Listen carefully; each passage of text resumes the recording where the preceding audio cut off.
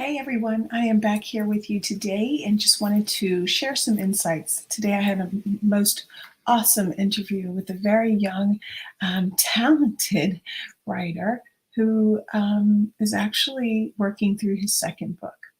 And I can't wait for you all to meet him during the summit, but just wanted to share those insights with you today.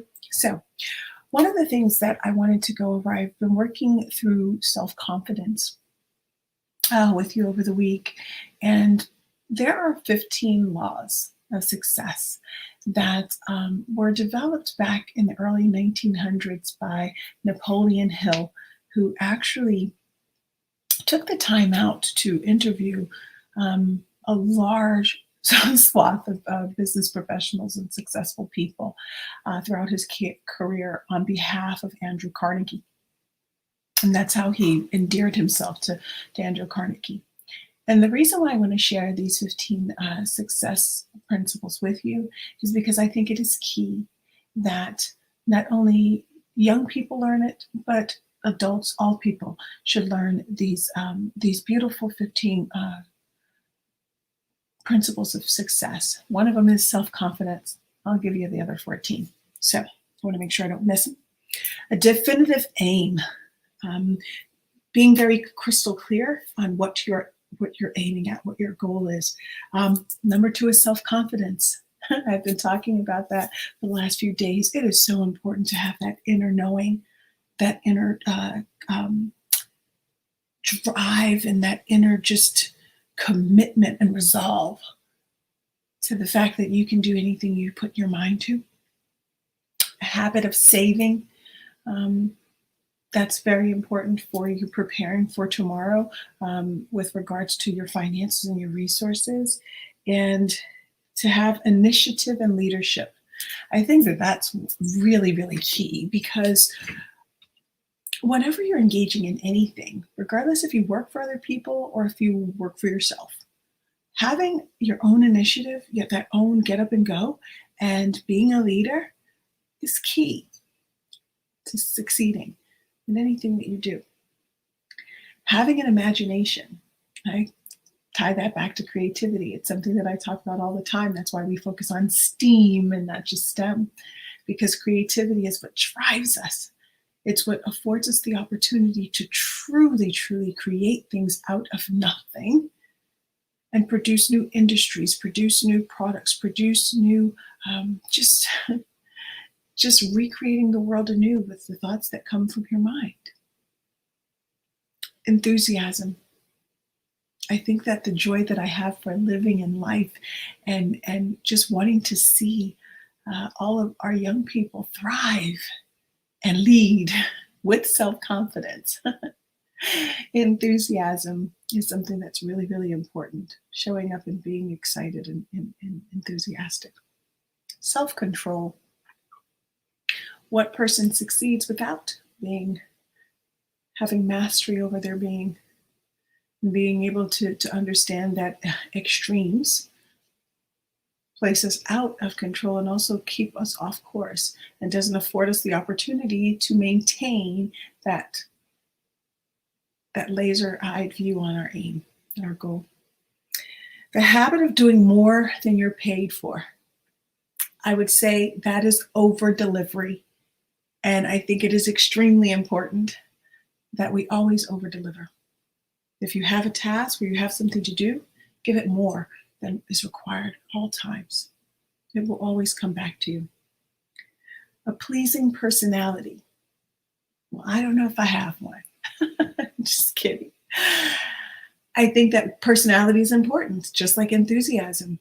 If you don't have an endearing quality about you, how do you have the opportunity to collaborate in the way that I'm always speaking about? Let's collaborate, let's collaborate, let's collaborate, getting that in the mindset of our young people. Accurate thinking. Now, sometimes we're not accurate, but being able to have that precise level of thinking and focus affords us the opportunity to live out and execute effectively a large swath of the other previous formulas for success. Concentration. I think that that's back to focus in a different way, though.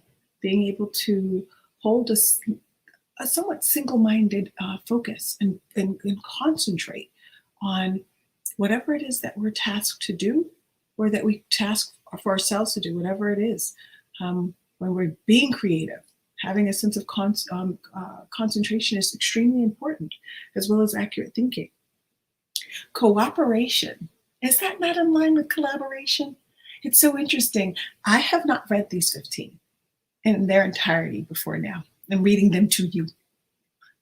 Yet over the last 100+ days, I've been talking to you about all these things because I've lived it and breathed it and felt our young people need to understand this so that they can thrive. Because I know what it was like for me when I attended school, and how in so many ways I felt like it was limiting, and oh, had I known what I know now. Yet you guys are afforded that. Profiting from failure.